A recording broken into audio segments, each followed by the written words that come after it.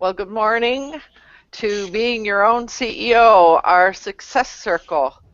It's nice to have some people in the room with me this morning where we have a topic. I think we had decided last time that we would talk about Hangouts. So what are some of the things that we need to consider if we want to do Hangouts? So that's our topic for this morning. But before we get rolling, I think it's always a good idea to give everyone an opportunity to introduce themselves and say a little bit about what they do. Our success circle. And I'm getting I'm getting an echo from somewhere, so I'm wondering where that's coming from. So. Paul, how would you like to introduce yourself since you're on the end of my my visual here? Hi, I'm Paul. Have a great day. That's about all we need to say, I think, Lolan. Well, you might want to say something about what you do in terms of business. You're very active on LinkedIn. Yes, that's about all I've got to say this morning. I'm down a cup of coffee, so let's just get going. Pitter patter. All right, that's Paul. Craig, this is Paul Murray, by the way. He is a long-term member of our host group here. So that's how we met a long time ago. So Nathan, you're next. How about you? Okay. Nathan, well, I guess the number one thing would be vagabonder, probably. Sometimes not by choice. Yeah. And so, you mentioned that you're here in BC for a short while and thinking about going back to Mexico. Well, like I said, I would have gone back to Mexico if certain things didn't happen, which I won't elaborate on, but I told you guys all about it last week. But basically, no, I came back here because it was my only option. So I came back and been hanging out with, ironically, my ex-girlfriend. Mm-hmm. And I'll be heading back to Mexico in 2 or 3 days, I think. Uh-huh. So I'll be going back to where I was, which is an area called La Misión in between Ensenada and Rosarito on the Baja. On the Baja. You okay. Betcha. Right on. Well, welcome, Nathan. It's nice to have you here. Thanks. And Larry, how about you? I'm Larry Earnhardt, and I have a business called Alchemy Business Consulting, and I like to help people make their businesses profitable. And I might say I sat in on one of Larry's workshops last week and found it extremely interesting and instructive. So I recommend it to I recommend it to solo entrepreneurs and will be recommending it. So. Well, I appreciate that. Yeah, right on. It was a lot of fun, actually. It was, wasn't it? Yeah. So, and on the other end of the line is Craig. How would you like to introduce yourself? Well, hi, my name is Craig. I run a business called Hoot Marketing, and that's specifically targeted at helping local businesses find their online presence. Did you say Who Marketing? Who Marketing, like the noise that an owl makes. Who. Oh, or Hoot? H-O-O-T? It's actually H-O-O. Who's doing that? Somebody who doesn't give a hoot. Oh, dear. I couldn't resist, Craig. I mean, you just really opened yourself up for that one. I did, yes. Originally, I had branded myself as Hughes Online Optimizations, and people kind of looked at me like, what are you talking about? So Who marketing seemed to flow a little better. Uh-huh. I am having problems with people wanting to put the W in, however. Oh, so it's HOO, who? It's HOO marketing, yes. Uh, Well, you didn't elaborate, so, right. I felt it was appropriate. Owls I, are prominently displayed on my website. So yeah, Right well, on. I haven't seen your site, so I felt a little bit owlish this morning. And playing. So, And playing. I might just say that my business is work style, lifestyle consulting, and I really love helping solo entrepreneurs find some direction and stay motivated and build some systems that move their business along. And this is a weekly success circle that I hope that people find the conversation and the sharing as helpful in their business if they're watching.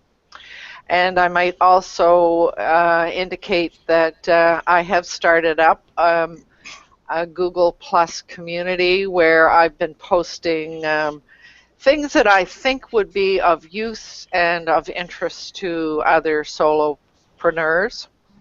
And I invite you all to go there and to join and to add things that you think might be useful and helpful to solopreneurs.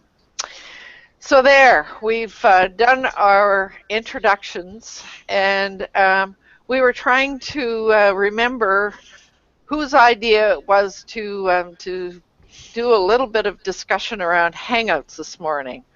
So, Larry, was somebody thought it might have been you? Did you? Was it you that suggested it?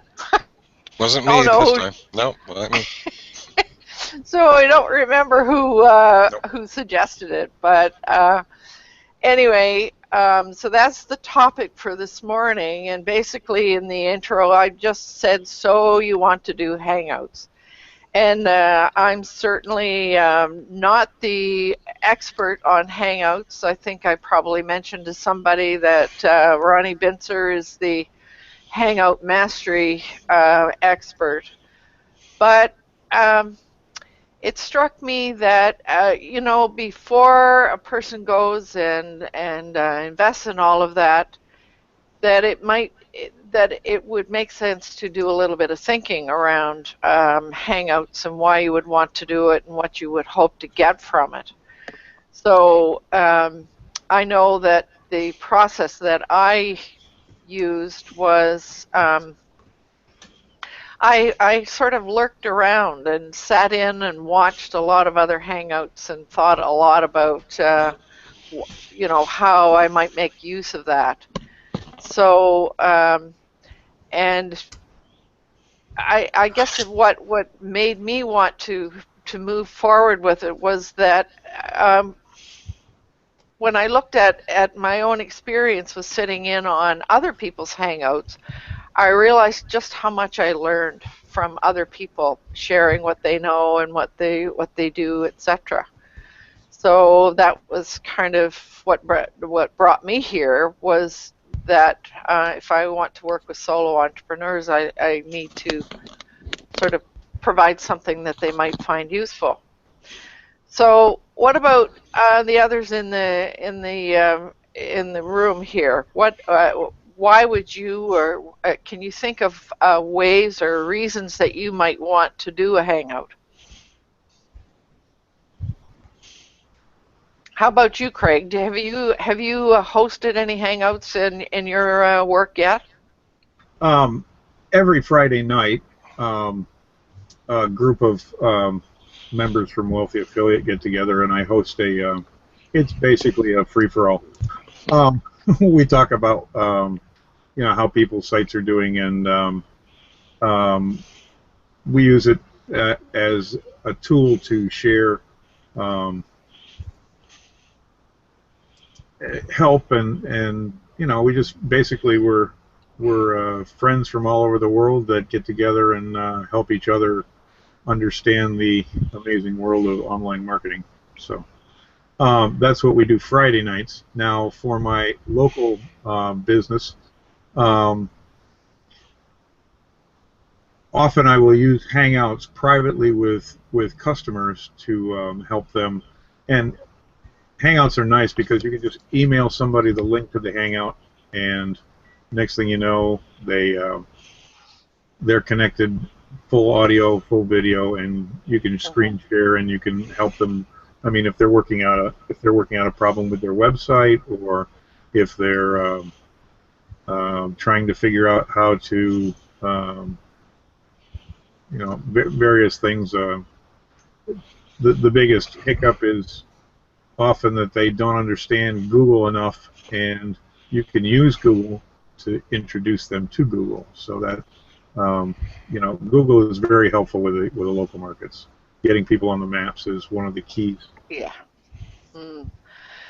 So just to follow through on that, so you were saying on your Friday night thing is it's like a community of sharing, but it sounds and you use the word free for all.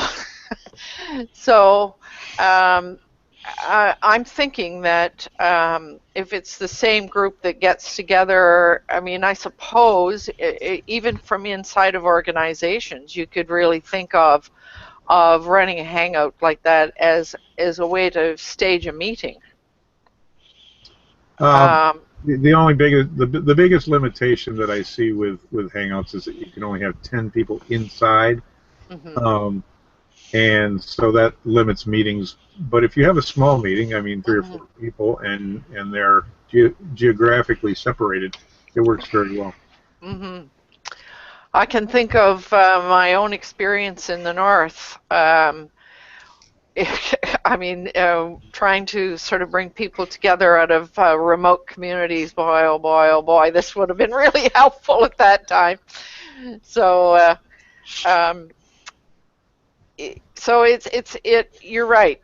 It only does allow for 10 people to be active within what we call the film strip or the green room.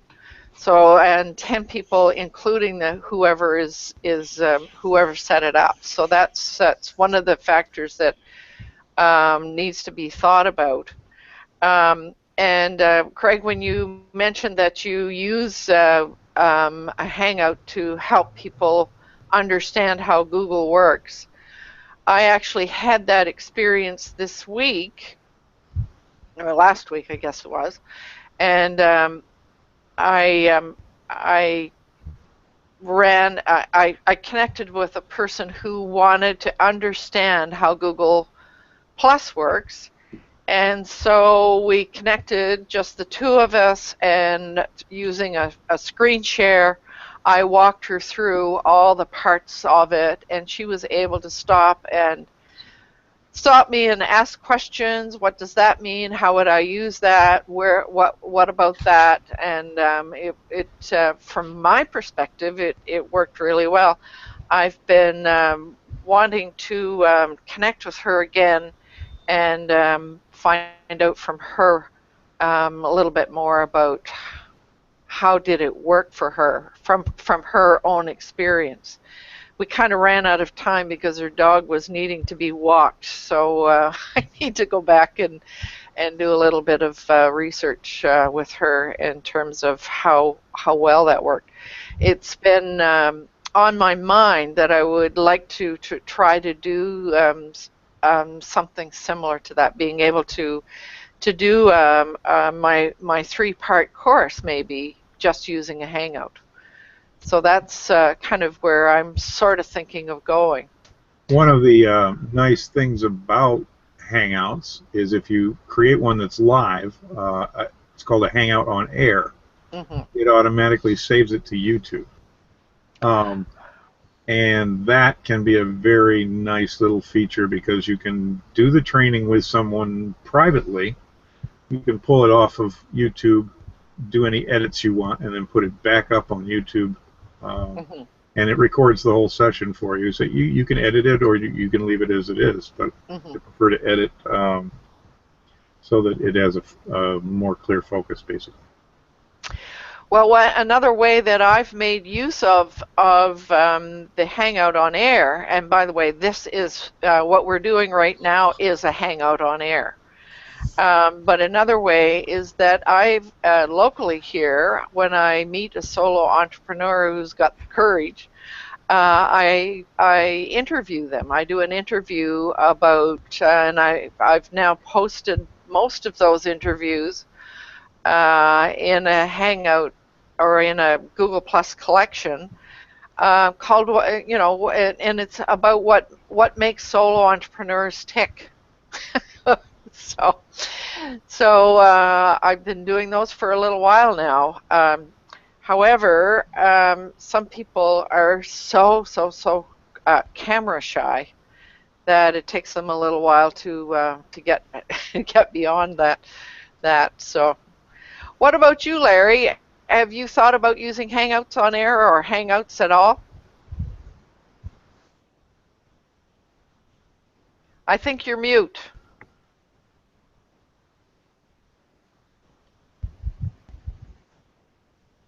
No, we're not hearing you.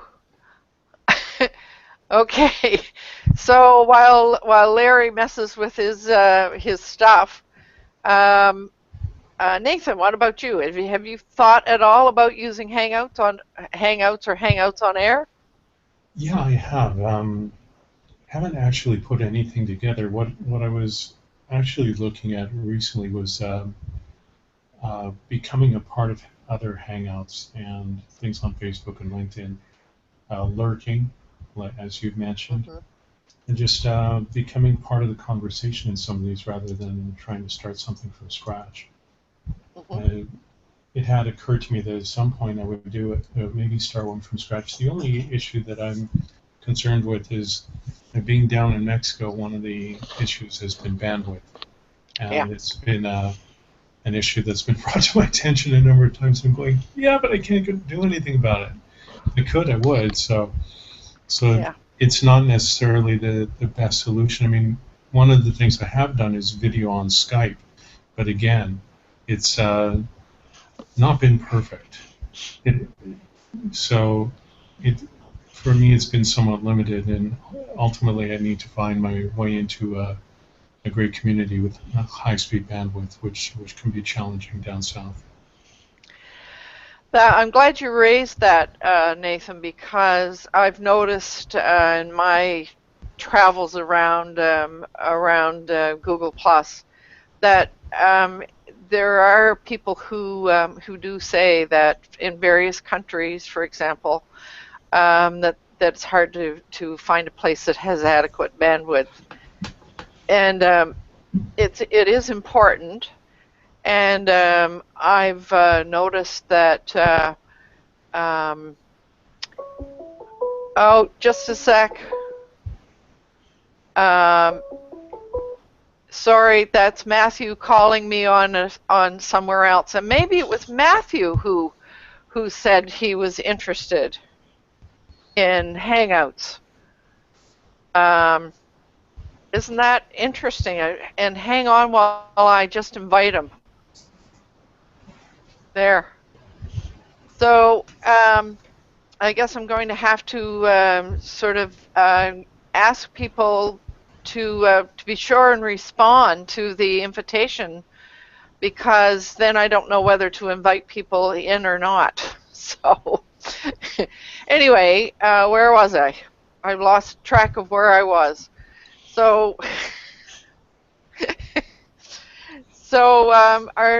Larry, are you okay now, or do you think you've got some sound? Can you hear me now? Yes. Okay. Yeah.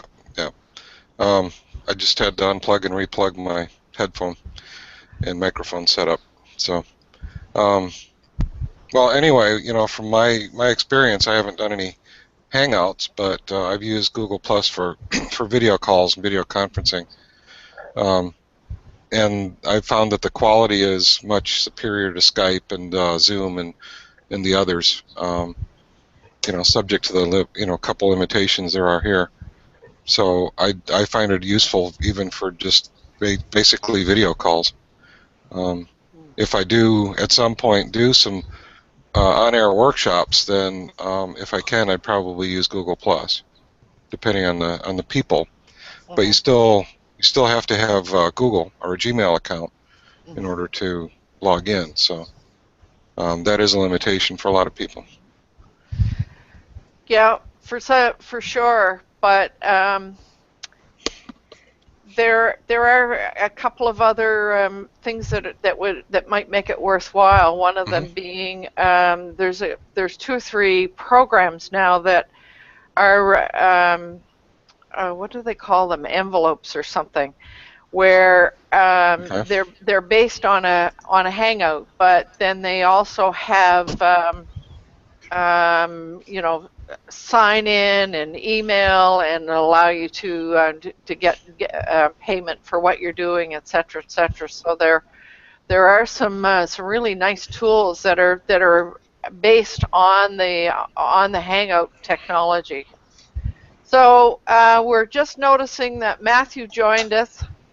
And I'm just remembering it was Matthew who suggested we talk about Hangouts this morning.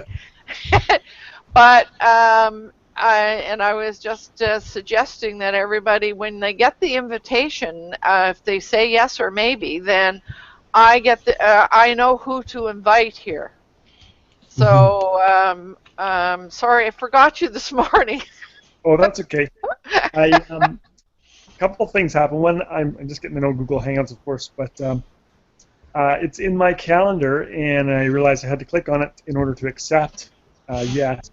And I was late because I had to feed my ravenous children this morning and needed breakfast. One wasn't up yet, so. So good morning. Good morning. Interestingly enough, I'm doing this on my phone, so I don't know how this is working because it's portable. It rang through to the phone instead of my computer, so I just accepted it on my phone here. Well, except that if you're moving it around, but the picture and the sound is fine. Good, great. Interesting. I've received invitations on my phone a few times, but I've never responded because I didn't know what to expect. So you're giving me courage to give it a try. If I seem a little lost, you'll know why. I didn't know how to accept it on my computer instead of my phone, so I just said, "Wow, I want to get into this thing, so I better do it." Oh, that's cool. Yeah, I find that the invitations go to my phone and not go to my computer immediately. So sometimes I have to finagle around to find the invitation on my laptop. Okay. I'll check that out next time. This actually is really nice. It's clear and it's all organized along the bottom here. Yeah, it's okay. What I was going to say is with your phone, you have to have there has to be an app there of some sort. And the other thing that I've noticed with if somebody sends me a message of some sort, it usually comes in on my phone before it lands on my desktop for some reason. Interesting. Yeah. So, but the other thing that I might mention to you is if you're in Chrome on your desktop and you go to extensions and find the Hangout extension, it will show a little green thing that will show up on your desktop, so that you don't have to mess around and search around finding coming in. I'll check it out. Yeah, so that's a little trick that popped up for me. Yeah, So it depends on people's settings. It yeah, doesn't show up. yeah, it does. But I discovered that if you go into Chrome, the Chrome extensions in the toolbox and look for extensions, you can find it. And then it'll just sit on your in your bar, your task bar down at the bottom, and or on your desktop, depending the way you've got it set up. So, yeah. Lolan, Yes. when I have that set up on my toolbar, when I click on it, it generates a meeting, or a Hangout, how would I get to your Hangout from there? You would have to text. You would have to find me, search for me, and then and or let's see. Yeah, I think because what I've started doing is posting the link to this Hangout in that text box. So you have to look for me and then look. And then click on you, or? Well, and when you click on it, and then you'll see up at the top that it will give you some options of whether you want to like there's a little camera there and I think a little phone thing. Okay. So yeah. I will check that out after this Hangout and see if I get to you. Yeah. Okay. Have you while you're unmuted, Paul, have you given any thought to how you might make use of Hangouts? Yeah, I do, as you know, mentoring for futurepreneurs, and one of the people I mentor is Up Island. We use it a lot, primarily because often we're talking about systems that they might be using, and so you can show laptops and you can look at different, say, CRMs, or you can look at how how to use LinkedIn and stuff like that. So, yeah, I find it pretty useful. So you're using screen share in order to do that? Yes. Yeah. And it seems to work quite well. As long as well, if you're just working one-on-one with somebody, it's not as big an issue as when you have a group. It really does mean that for the most part we need to have headsets. But like right now, I can hear myself. It's very, very weak, but I can hear it. So that's kind of one of the things about working with a group is that people need to use their headsets. Let me plug in my headset and see if it makes a difference. Hold on. Right on. Yeah, it has to do with the close proximity of microphones and speakers. It's really what it's about. So Lola, when I plugged in, did your echo disappear? Testing. Yes. No, I think I can still hear myself. Okay. A little bit. Yeah. Interesting. I'm just trying to figure that out because that's something I want to kind of nail down before I try to do a group hangout. Lola, would you be open to kind of like letting myself or some of us kind of practice doing a group hangout in that maybe at some point we set up something where, well, I mean, it doesn't have to be. Basically, I just want you to kind of guide me through the process when I invite a few friends to join Hangout and see how it goes, and sort of have you go through the. Maybe that's another lesson that I could pay you for. I don't mind that. Well, I would be happy to do that. Okay.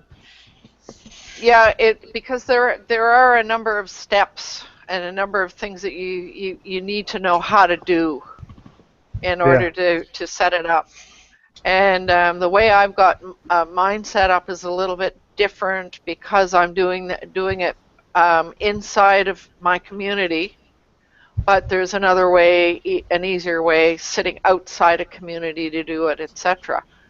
But you run into, as was mentioned, I think it was Larry who said, you know, some people don't know their way around Google+, and seems to be kind of a stumbling block for a lot of people.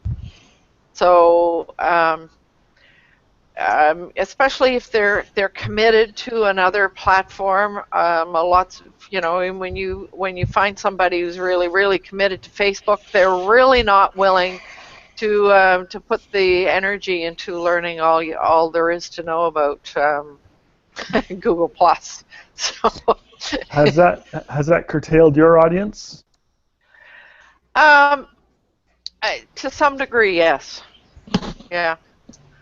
I find the biggest stumbling block is that people want to protect their privacy, and I think that as soon as they get on Google, everybody's going to know what they're about.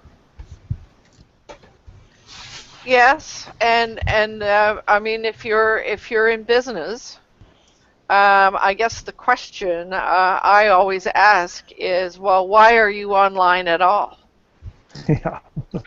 Yeah. You I know? have a client who refused to go on Facebook, LinkedIn, House, and he's not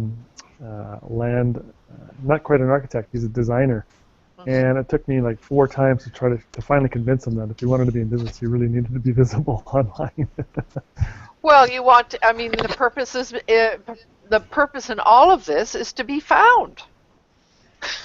Yeah, There you go. it's kind of interesting because there's a site that I enjoy going to. The guy who runs it is a privacy consultant. Uh-huh. The one thing he does recommend is not to use Facebook because it's not secure, whereas in contrast, Twitter is more secure. But other than that, he's online and he's just very careful about what you use and when and how much you reveal. Right. But the very fact of being online is you're really not secure ultimately. The message I keep getting is people anywhere can read your stuff. I don't know how they do it. I don't understand that, but I've heard that many times. Well, the thing to remember when you're doing any of this work is to understand that there is no such thing as total privacy. Not anymore. No. And so govern yourself accordingly. Yeah. You know?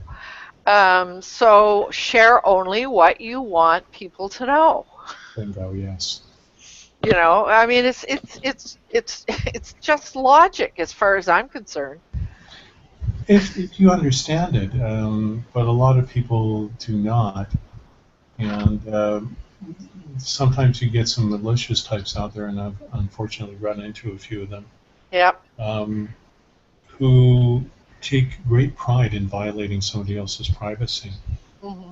So even if you're saying stuff that's benign, there's some people who will take stuff that's benign and turn it into a negative based on their personalities rather than what you've said. But it's one of the problems with online communication. You can write something to somebody which seems innocuous to you, and to them could seem like a major insult. So it's really tough. Well, and so yes, there are black hatters out there. There are white hatters and black hatters, I guess. A gray Hatters. hat. A gray hat. Yeah. They call them trolls. A troll delights in going out and trying to instigate a online fight because that's what they love to do. They troll and they'll send you a comment. I had a troll one time. I was talking about how I was enjoying using dictionary.com, and this guy came on because I'm a writer, and he came on and says, "What? You should be embarrassed. You use a dictionary in order to do your writing? You must be a crappy writer," and all kinds of things like that. And so I just laughed, and I wrote him back and said, "Absolutely." And that was the end of that. Yeah. Well, and certainly it should be mentioned and understood that when you're doing anything on Google+, if you find somebody is acting inappropriately, there is a way to block them and to report them. Yep. Yeah, that's so important, and I'm glad you brought it up. I mean, I've had some interactions on Facebook as of late where I've had to just block people.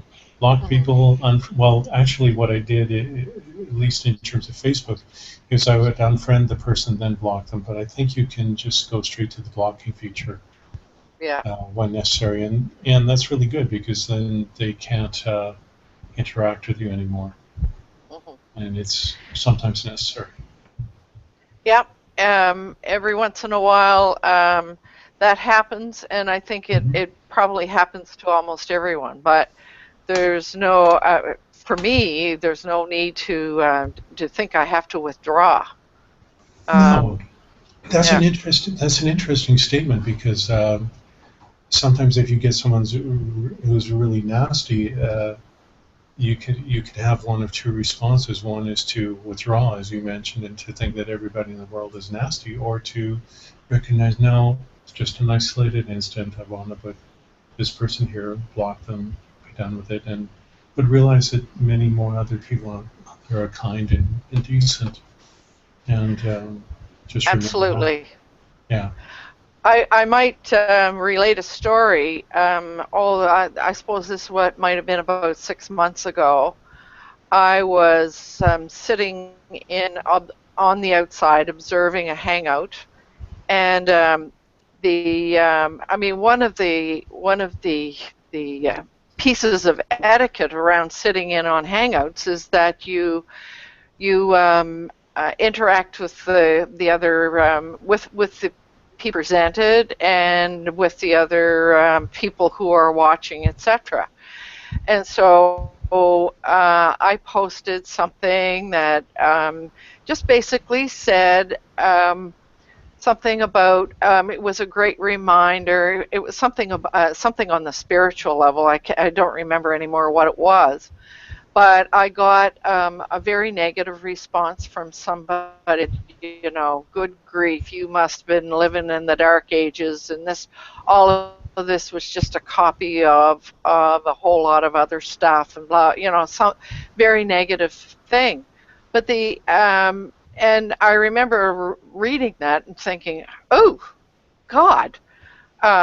Yes, I was very much aware that the information that was being presented been around for centuries, etc., etc. But my intention was to kind of give the moderator of that hangout a little bit of encouragement that I enjoyed the conversation, etc. The interesting thing, and I must admit, it didn't feel very good. It felt awful. But so what I did was I responded to that person and made an I statement. So this comment this is felt when I received that. The other really neat thing that happened was that Ronnie Bincer, the Hangout helper guy that we're all connected with, he saw that and came on and also made a comment that not every this is a different way of presenting this, and et cetera, et cetera. So story, because once he came on and made a positive comment about it and I really something from the way he did that. He didn't put that person down. He did a fact, sort of an alternate way of looking at things without any anger or without any put down. And I remember thinking to myself, well, there was a huge lesson for me to observe a positive way of responding to negative comments. And lots of companies are having to learn how to do that these days. Actually, Sometimes, go ahead. Yeah, I just wanted to add to it because it's something that I've encountered a number of times where people make negative comments, and the way it's done is if many people seem to expect an instant response, and one of the things that I've discovered for myself is I'm not very good at that.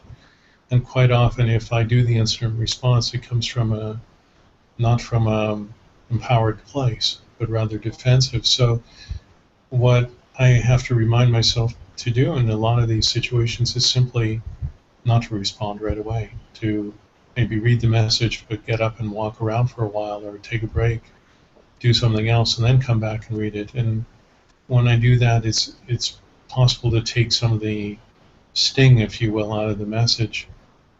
And when I come back to it, then I can respond in a better way. I couldn't agree more. Yeah, that was. I mean, that's good advice for responding to emails, responding in any way. If something comes on you the wrong way, it's better to sit on it for a little while and reflect on it before and be a little bit more strategic before you respond. So, yeah. So that's really, really, really. Sorry, guys. I always try to. Let's see if this works. I always wait before I respond, and I also edit everything that I send out before I do it. I don't know if this is working. I'm going to go to my laptop if I can. Let's see if this works. Oh, well, we're still hearing you. So, yeah, it's so an instant response is probably not the best method. So, so thinking, so obviously, oh boy. Sorry. So you have to mute. you have to mute something. Geez. Oh, so we've got two of you now. So you've got to mute your phone or turn off your phone. I don't know how to do this. Hold on. Sorry, guys. So just getting back to our topic about making use of Hangouts. So it seems as though we've all recognized the potential for working with one-on-one. Almost like a Skype call, or in the Google Plus world, it's called a video call. But there are so many more possible uses that we could make that we could use for moving our businesses forward. So that's kind of where I'm headed, is to, now that I've got some comfort with all of this, to look at some alternate ways that you can make use of this from a business perspective. So courses and etc. So anybody have anything else? I mean, we could go on and on and on about how to get set up and so forth. I suppose one last thing I probably should mention is, making sure that you're set up in such a way that you've got a good good light source, not behind you, and that you've got a good microphone and a good camera setup. And there are all kinds of different ways that can be done. But and so therefore, Matthew, as you were saying, could we sort of practice and do something? That's kind of what we all need to do, is to start and learn as we go, and have the other people in our circle kind of be there to support and to interact and to help out. That's what this is all about, So I think, unless anybody has anything else that they would like to add, I may just stop the broadcast now, and maybe we can sort of talk about what we'll talk about next time. So before we close, any parting words about making use of Hangouts?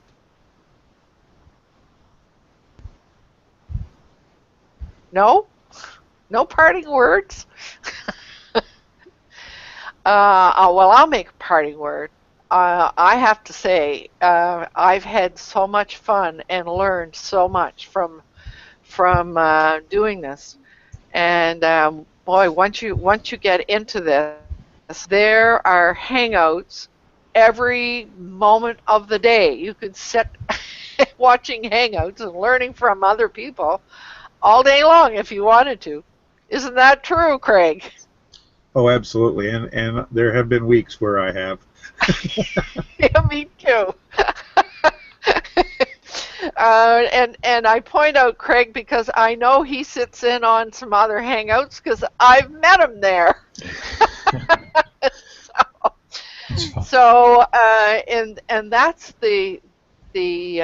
that's the part that I find really fun, is that there are all kinds of people out there doing all of this, and you get to know their names, you get to know who they are and what they're doing and what their strengths are and the things that they're interested in, and it opens a whole new world that I find just incredibly exciting. Never get any work done, though. Well, and you make a very good point, Matthew. I created a little tool for changing work habits, and made use of it myself. I put myself through that exercise, and one of them was stay off of Hangout and email until after supper. So one of the things is that you really, if you do start looking at Hangouts and what people are doing online, you have to prioritize.